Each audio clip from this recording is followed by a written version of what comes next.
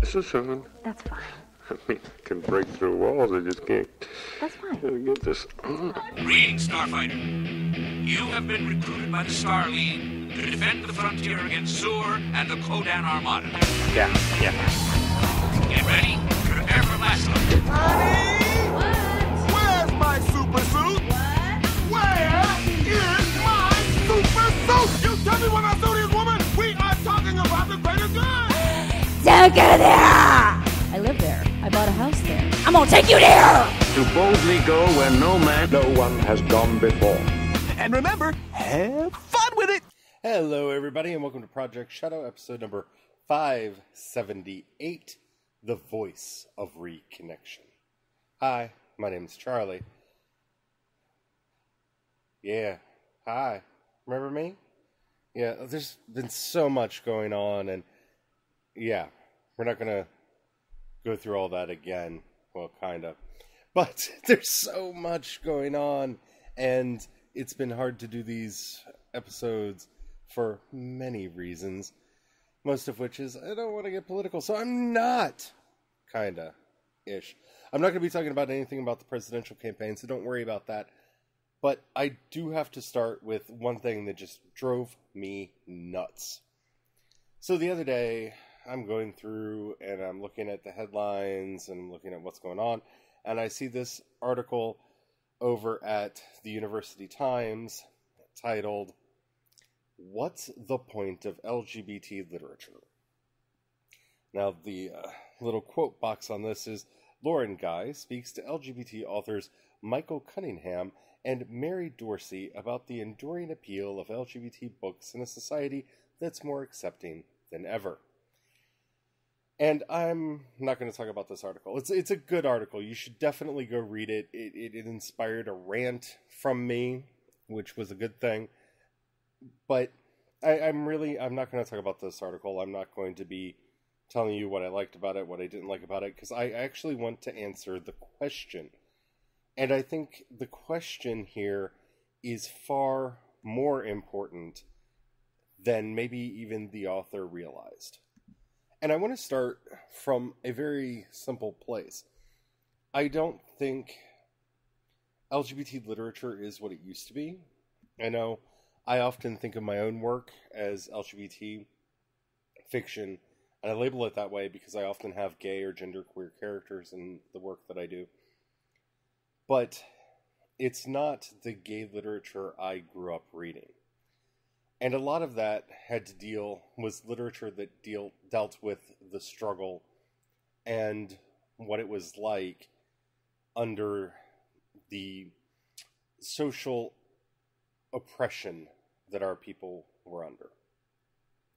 And what I find myself writing about more and more these days is characters whose voices I don't see, characters that I want to see, and stories that I don't think anybody else would tell. I mean, The Chain is a story that no one else would have told. And I know that because of a lot of the reviews which had a hard time coping with the narrative because it wasn't the traditional story that they expected. I've gotten into a lot of arguments with people over whether or not it's a supernatural romance. I personally don't think it is, but several kind reviewers have taken me to task on that and said that it is. But the whole point of the book was to explore a world differently. And that is what I got out of this question, is about what is important about LGBT literature. What does it matter?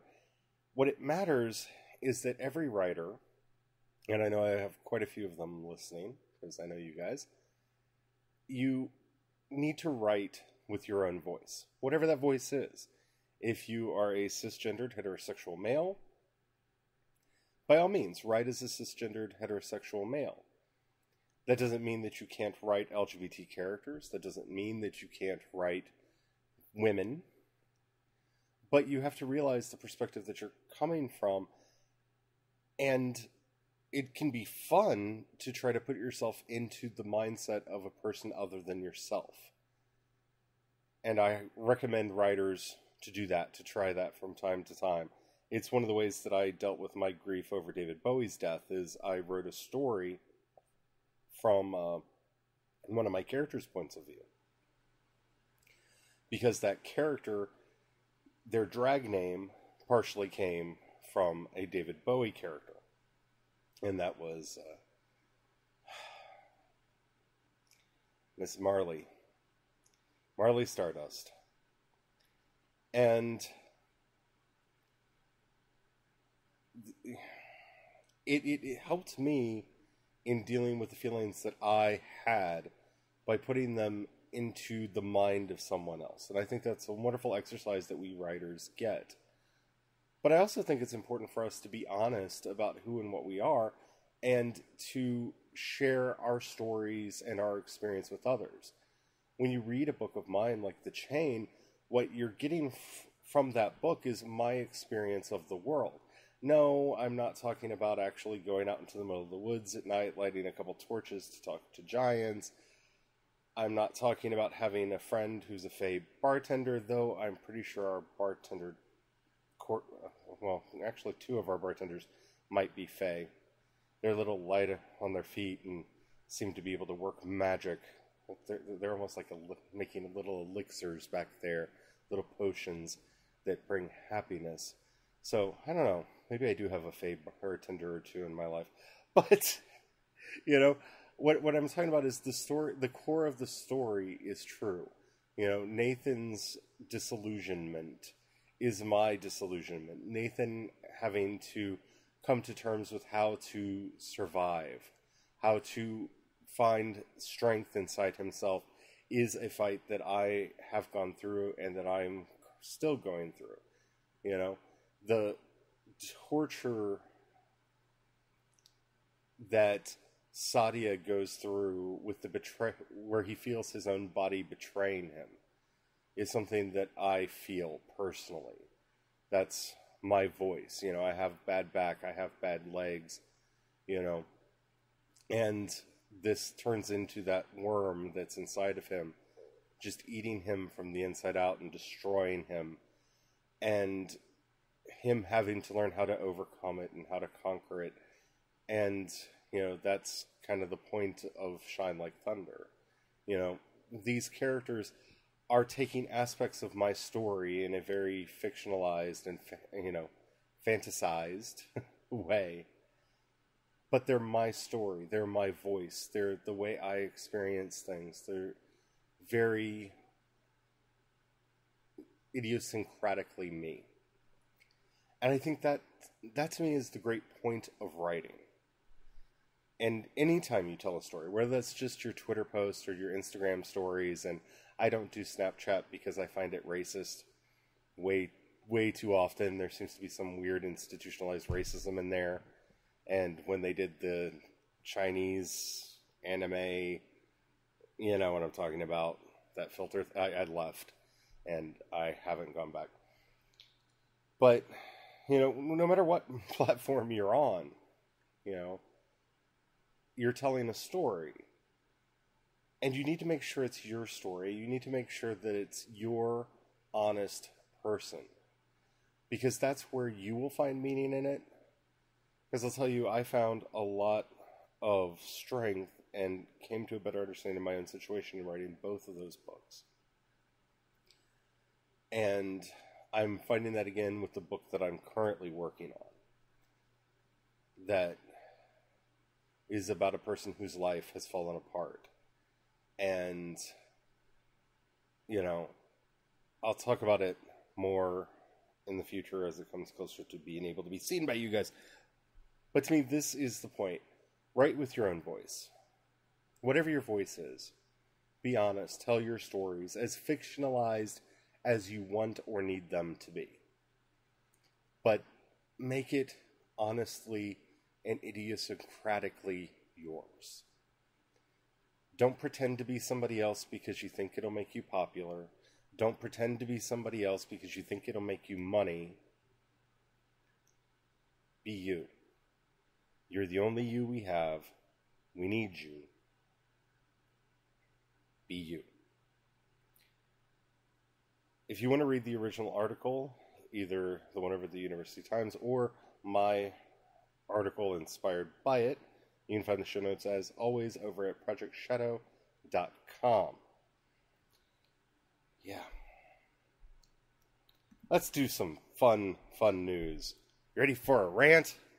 I'm going to try not to rant about this too much, because this it both makes me angry and breaks my heart. Yet, at the same time, it doesn't surprise me at all. And I have such mixed feelings about this on the one hand, and on the other hand... Okay, so Lucasfilm has sued a lightsaber academy in, as I understand it, it's in New York. And I'm so upset about this. Yeah, they have locations in New York and California, and it teaches its members how to wield the prop with sword, combat, and martial arts skills. Okay. What upsets me about this is, okay, first of all, if they have a trademark on the term lightsaber, I have a problem with that, because there are stories from the 1930s and that have laser swords in them, and I do believe I've seen the word lightsaber used in those stories as well, in some of those stories as well. I'd have to do the homework, and frankly, I got a lot going on right now, but if they have a trademark on the term lightsaber, they really shouldn't, because that's not... That's prior art. That's something that existed before them, and that really should not be something they own. But, okay, let's say that they own a trademark, and say that they're concerned because these places are overly Star Wars themed. Okay. I guess they're going to be going after the Church of the Jedi next. And that's going to be fun. And upsetting in its own special way. But here's my problem with this. They're not offering an alternative. Now, I could understand them maybe sending them a letter saying you have to make very, very sure that you're not saying that we're endorsing this. That if somebody gets hurt, I understand Disney and Lucasfilm not wanting to be sued by people that attended this class because they think that it's an officially licensed whatever, right? I could understand that if that's the case, and they just want them to be very clear about their intentions. But other than that, the purpose of trademark and the purpose of copyright is to protect yourself and from people profiting off of your work, say the movies, for example. This is why you can't just upload the movies verbatim, unchanged, onto YouTube and make the ad revenue off of them. I understand that. I'm okay with that. Okay. So we'll move on. But also this idea that it's infringing if it hurts the market for your product. Now, this is where, for me, this whole idea completely collapses, falls apart, and makes me just want to scream to high heaven that they're bringing this lawsuit. You don't have a competing product here. I don't know of anywhere I can go and attend the George Lucas Jedi Academy. Because honestly, I don't care if it's for 8-year-olds. I would be there, my husband would be there, half my friends would be there, and we would make them have an adult class. Because I would go to that. In fact, I would probably go to something like this. I love sword fighting. Back in the day, I learned how to do some basic European-style sword fighting. I enjoyed it. I loved it. I've often thought that that would be a wonderful thing to do to get some physical exercise, and maybe something I wanted to get back into. This is even cooler because I love Star Wars. I mean, you come to my house and there's Star Wars everywhere. My desk has the giant altar of Yoda, which I'm going to have to stop calling that soon because there are all kinds of other Star Wars-y things in there. There's some BB-8s and there's some Reys and there's a Luke and there's a... No, I do not have anything Han Solo. Wow, that's not an accident. Other than the giant 3-foot Millennium Falcon over in the corner. You know, I have my Palpatines and my Yodas and my Obi-Wans. Yeah. I love Star Wars. I would be down for this. I think it would be great for exercise. I think it would be a lot of fun to do. I think, it just, the idea excites me. You are not selling this service. In fact, this service encourages people to use lightsabers. That's what they're teaching you, is how to fight with a lightsaber. You sell lightsabers. You sell lightsaber toys. I know this. I own them. Not all of them, but I own some of them. I even owned the Yoda lightsaber thing, where you played with the lightsaber and Yoda would say cryptic things to you, whether you were doing it right or wrong, even though you weren't really doing anything. Because it just kind of had a little light thing on its chest that just, yeah. It was stupid. And it's kind of falling apart now, which is really sad, because the plastic around the eyes wasn't very good, or the rubber around the eyes wasn't really good, and it's kind of ripped a little bit. But it's okay, because it's like right in the creases, so you can't see it all that. It's not that bad. But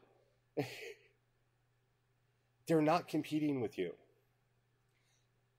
That's where I have the biggest problem with this. If you were going to launch your own Jedi Academy, where people could go and learn these kinds of skills, do your modified kendo or whatever you want to teach them, do some kind of modified fencing, I'd be down for that. If it wasn't too expensive, which it probably would be because it'd be a Disney thing. But if it wasn't too expensive, dude, I would be so down for that. How is this competing with you? How is this hurting your brand? How is this hurting you? It is not a competitive product. They are not hurting the market for your products. Now, I can understand, like I said, I understand the whole idea if you say they're using your trademark without permission. And no, they shouldn't use words like Star Wars. I get that. I get that. And that's a whole other conversation. But this seems to be about the idea of a lightsaber academy. The more I read about this, the more it feels like it's about it being a lightsaber academy. And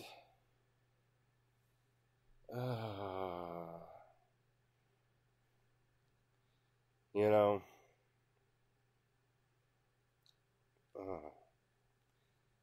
first of all, you should not have a trademark on lightsaber. I really, it's just like there shouldn't be a trademark on the word superhero.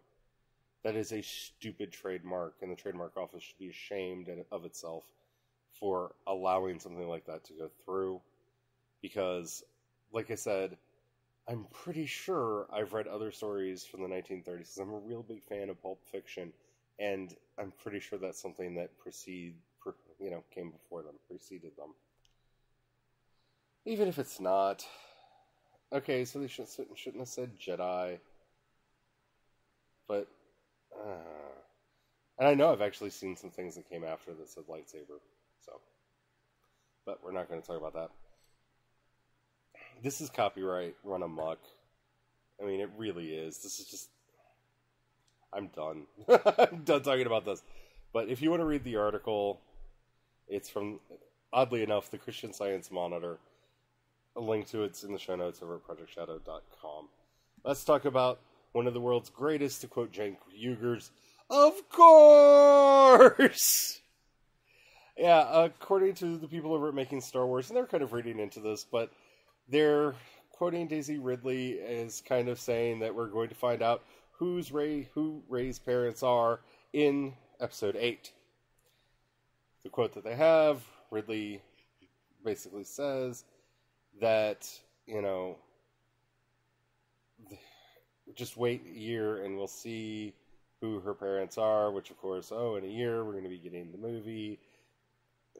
Okay. First of all, I think it's a duh. It's the biggest duh question. Are we going to find out who Rey's parents are in Episode 8?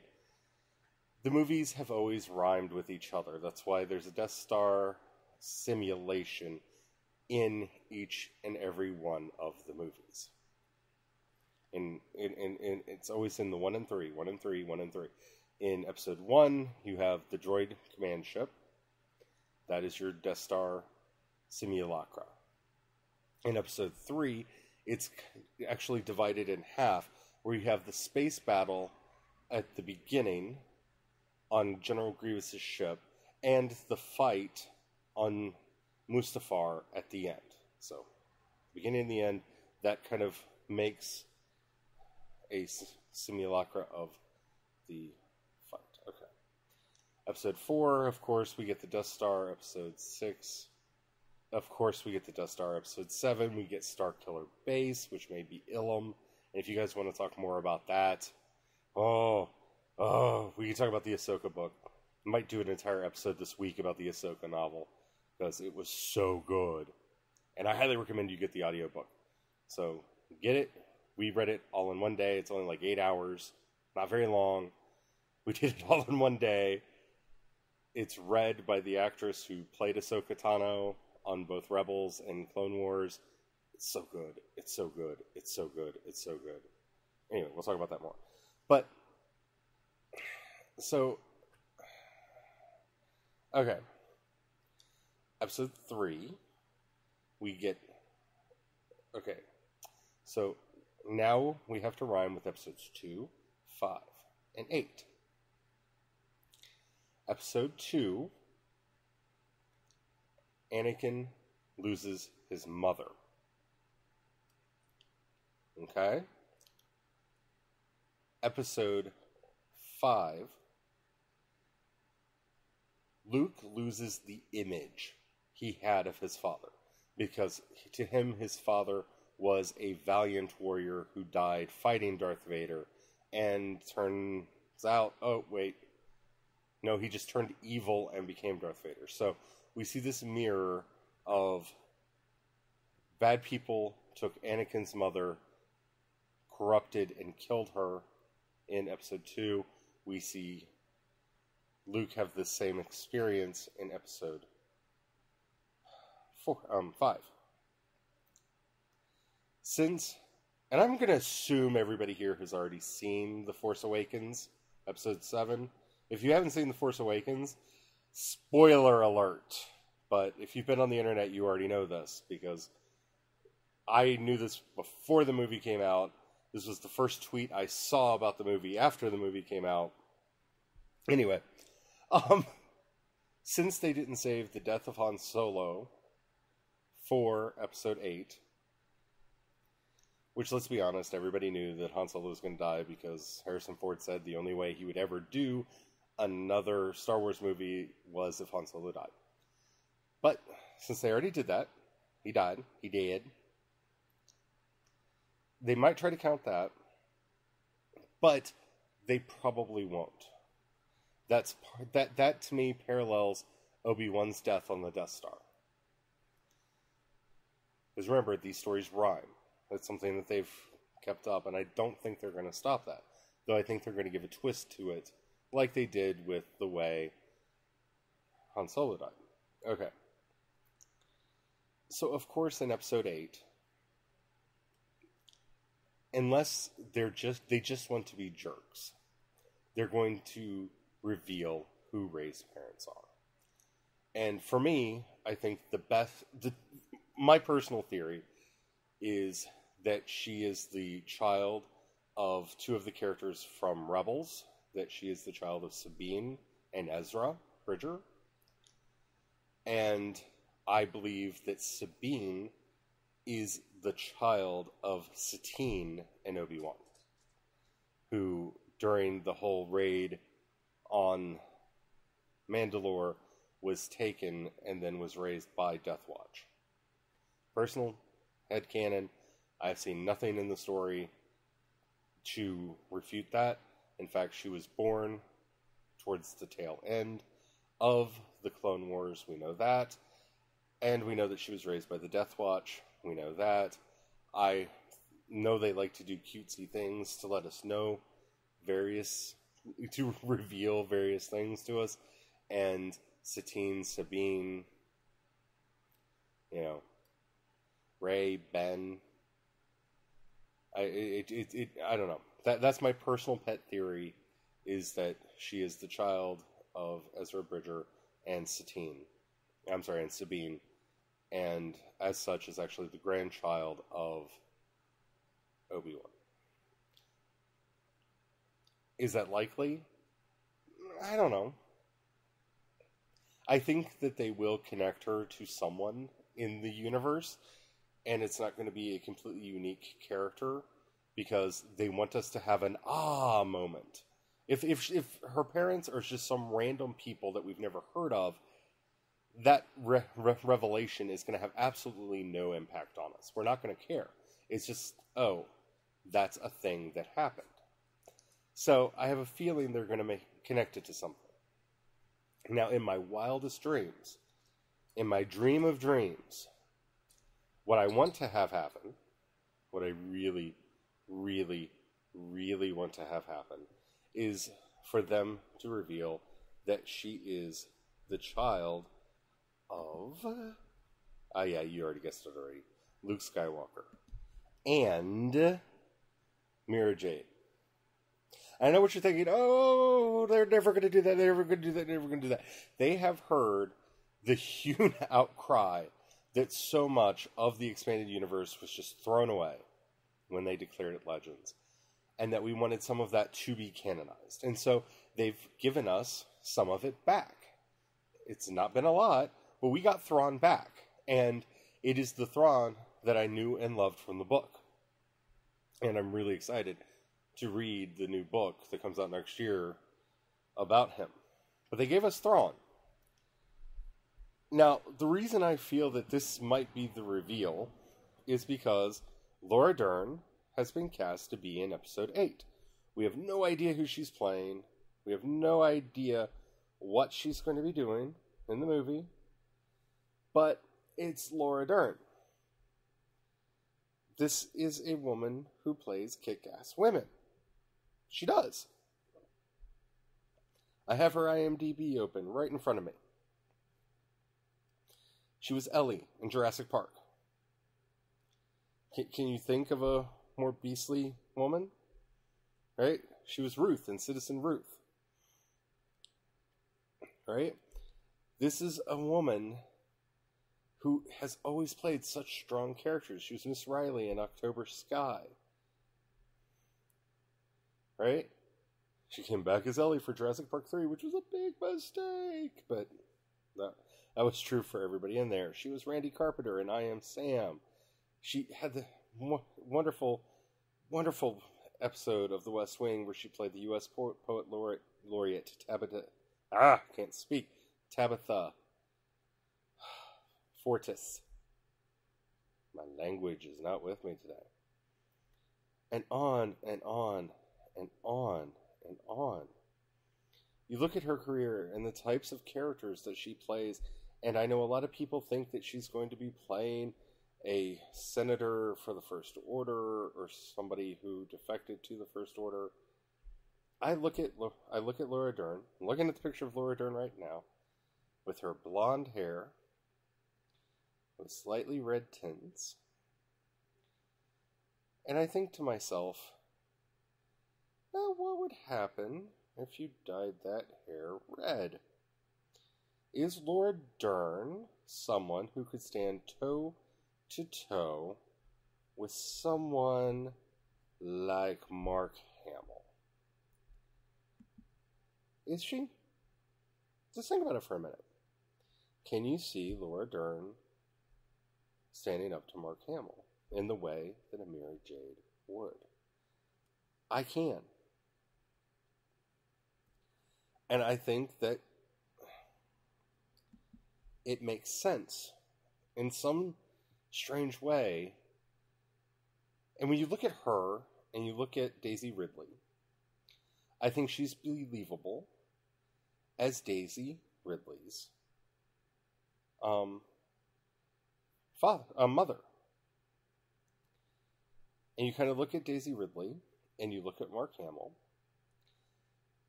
and you look at Laura Dern, and you ask, what would the child of Laura Dern and Mark Hamill look like? Daisy Ridley. Now, Mark Hamill's a little bit older than her, about 11 years. But that doesn't mean that she didn't meet later. It would explain Daisy Ridley's accent, because Daisy Ridley is playing Rey with an Imperial Core Worlds accent. Now, if you are Mara Jade, and you kind of grew up under Palpatine's tutelage in the Core Worlds, had to be able to sneak around and fit in that environment to be the Emperor's hand and do what he wanted you to do, you probably would have that Core World Imperial accent, like Rey. I'm not saying that they're going to do this. I do think it would be a great love letter to the fans. I think it would be a wonderful love letter to the fans if they did that. We'll have to wait and see. But those, to me, are the most likely versions of the story.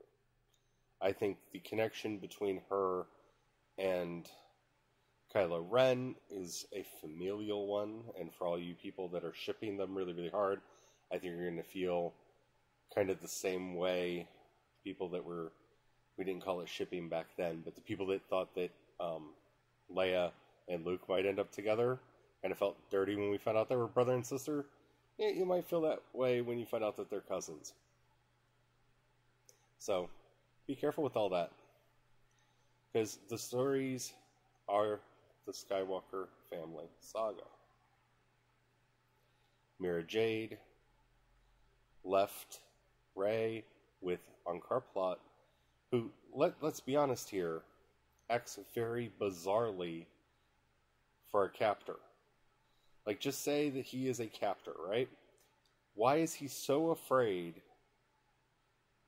that he would waste the time and energy to chase Rey down, cause such a scene that he loses his arms to a Wookiee, and before you say that's not in the movie, that is in the book, and the book is canon.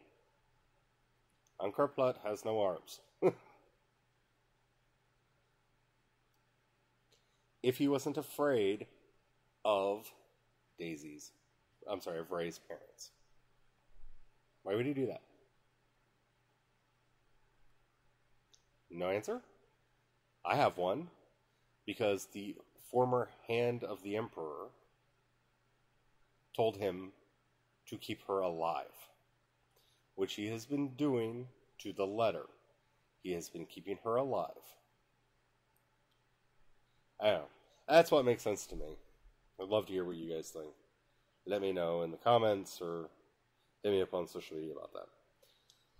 Okay, a couple more things before we go. And the first one is just, for all you fan fiction writers out there, and I know there are a bunch of you, I don't even know how to pronounce this. J.D. Supra, I believe, business advisor, published a list of 10 copyright cases every fan fiction writer should know about. And it's very informative. It'll give you a state of where everything is. It talks about the whole Axanar thing, which, if you haven't been following that just Google Axanar and get angry. Because I don't know which I'm most frustrated about, that the lawsuit happened, or that they withdrew when they realized that they probably didn't have a trademark or a copyright on the Klingon language, which is what they were, one of the main arguments that they were using against the movie. I don't know. Anyway, it's a very interesting piece. Lots of detail about the current state of things, the good, the bad, and the ugly. Definitely check it out. Link to that in the show notes over at projectshadow.com. Jessica Jones, according to Slash Film, Season 2, which I can't wait for, will be directed entirely by women. I think that's amazing. I'm so excited about that. So, yes, make this happen. See earlier. See my earlier statement that I really want people to speak from their own voice. And I think having such a strong female superhero, and if you haven't seen Jessica Jones Season 1, you should see it for many reasons. One, if you liked Luke Cage makes his debut actually in this series. They make a couple references back to it, and he's amazing in that too. But if you're a David Tennant fan, David Tennant is so good as the villain. He plays the Purple Man. Oh, so good. Jessica Jones, great series. But I think it only adds to the authenticity of the show to let it be female run like this. Because it's what we were talking about at the beginning of the show. It's letting that authentic voice come through. I can't wait to see it. This isn't like why I'm excited. I think this is just a brilliant and beautiful thing. Especially because, the first season was so good. I can't wait to see the flavor that this brings to Season 2, and I can't wait to find out more about Season 2. And the last thing I want to talk to you guys about, I am starting what I'm calling the Reconnection Project. I started this with a post over on the blog over at Project Shadow today. I'm going to be turning 40 this year. Big round number. I don't think I'm supposed to say that, because I guess that means a lot of you are going to stop listening to me now because you realize how old I am. But it's been a weird time. And as you guys know, I've been struggling to get back together after a very severe bout of depression that lasted for about 2 years. That was really, really bad. And I have started this as a way to reconnect with both the things that I love and to try to get other people to reconnect to the things that they love. I really want people to take these 17 days. In 17 days, I turn 40. And so I'm going to be posting every day about the things that I love and about reconnecting to those things and forging those links so that I can get myself back to where I want to be. And I advise you to do it too. I would just love to see you guys take this time to post about what you love and why you love it and why it means something to you, whatever it is. And just make this a celebration of those things that connect you to others and that just makes your heart warm, that just makes your heart beat. I'm really excited about this. I'll be putting a link to all of the artwork for this and for the posts and everything over at Project Shadow. I've created a special page. You'll see a projects folder. When you land on the site, in there you'll see the Reconnection Project. The first post, Taking Back Your Life One Thing at a Time, is kind of my story of what led me to here and where I am and where I came from. And the first thing that I'm trying to reconnect myself with is the podcasting, the blogging, and the writing. Because those are the three things that I love doing, and I love doing them so much. And I stopped doing them for stupid reasons. And reasons born out of depression. And I'm not going to give them up anymore. Like, I don't care if there's anybody listening to this right now. And I know from looking at the statistics that, there's several hundred of you out there that are listening. And thank you so very much for that. But I just want to take this time to reconnect with me, reconnect with the things that I love, and encourage everyone to reconnect to the people and things that they love. What is it that makes you happy? As I sit here recording this, holding my handbook for the recently deceased. I love Beetlejuice so much. Yeah. What are the things that make you happy? What are the things that you miss that you want to start doing again? Not everyone falls into the dark pit that I did, and that's a great and wonderful thing. But all of us get distracted from those things in life that really, truly make us feel alive. And that, to me, is what this is about. What are those things that just give you life? That give you wings? And so if you could join me in the next 17 days in sharing those things, that would really make a lot to me. Share it with the hashtag Reconnect. And, yeah. I can't wait to hear what everybody says. I'm very excited about this, and I do plan to do this again tomorrow.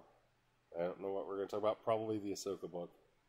Because I really want to talk about that with you. But until then, thank you so much for putting up with me for all these years, especially those of you who have been with me since the beginning. Sorry the episode ran long, but I had a lot of things to say, and I haven't been saying them, so it took some time. Anyway, I love you all, and I will talk to you tomorrow. Have the fun.